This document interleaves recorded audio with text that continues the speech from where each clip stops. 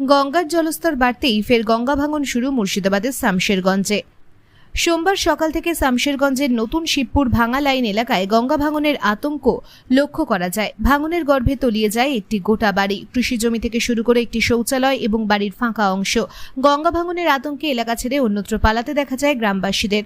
বাড়িঘর ভাঙার পাশাপাশি বিভিন্ন সামগ্রী নিয়ে অন্যত্র ছুটে যান সাধারণ মানুষ। যে কোনো মুহূর্তে প্রায় 5 থেকে 7টি বাড়ি তলিয়ে যেতে পারেই বলে অনুমান স্থানীয় বাসিন্দাদের।